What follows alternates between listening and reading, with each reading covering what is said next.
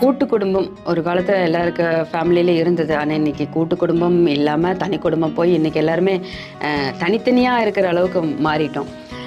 இன்னைக்கு husband and ஒய்ஃபே வந்து அவங்க ஒரு ரூமில் நம்ம ஒரு ரூமில் இருக்கிற மாதிரி ஒரு காலகட்டம் வந்துருச்சு.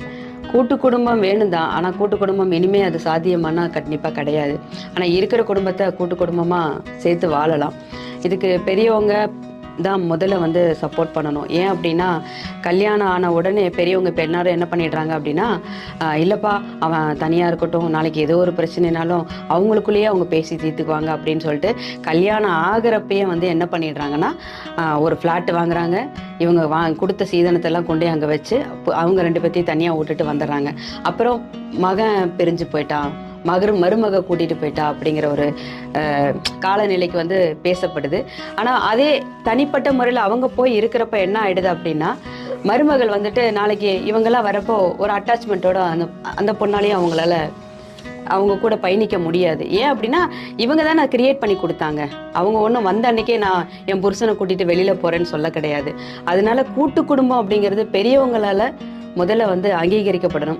அதே மாதிரி இந்த சின்ன பசங்களும் பேரண்ட்ஸ் இல்லாமல் நம்ம இல்லைங்கிறத புரிதலோட வாழ கற்றுக்கணும். அதுக்கப்புறமா எந்த மாதிரியெல்லாம் நம்ம வந்து கூட்டு குடும்பமாக இப்போ நம்ம இருந்து பழகலாம். ஏன்னா இப்போ திரும்ப நம்ம கூட்டு குடும்பம் படம் கிடையாது, ஒரு சீன் கிரியேட் பண்ணி ஃபேமிலியெல்லாம் வர வச்சு ஒரு 4 ரீல் எடுத்து 4 சீன் எடுத்து படமாக கொண்டு போக முடியாது. ஆனால் நம்மளுடைய எல்லா நிகழ்ச்சிகளும் ஒரு பந்த பாசத்தோட, அக்கா தங்கச்சி உறவுகளோட ஒரு சில இடங்கள்ல ஒன்னா சேர்றப்போ அந்த கூட்டு குடும்பத்தை இன்னும் கொஞ்சம் அதிகமாக நேரம் செலவழிக்கிறதுல இருந்து எல்லா விஷயத்தையும் எடுத்துட்டு போறப்போ அந்த பாண்டிங் இன்னும் கொஞ்சம் இருக்கும், பந்த பாசம் இருக்கும்.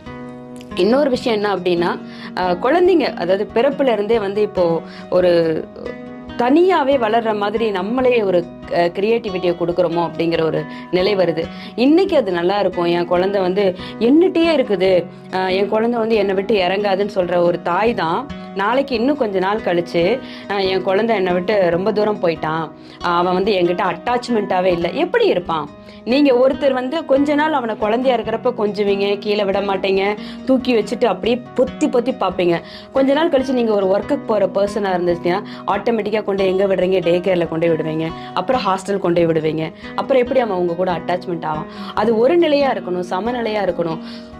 தன்னோட பாசங்கிறது வந்து எப்படி இருக்கணும் அப்படின்னா, பிறப்புல இருந்து நம்ம அவனை வளர்த்தி எவ்வளவு தூரம் கொண்டு போறோங்கிறத பொறுத்து கடைசி வரைக்கும் அது வந்து சமமா இருக்கணும்.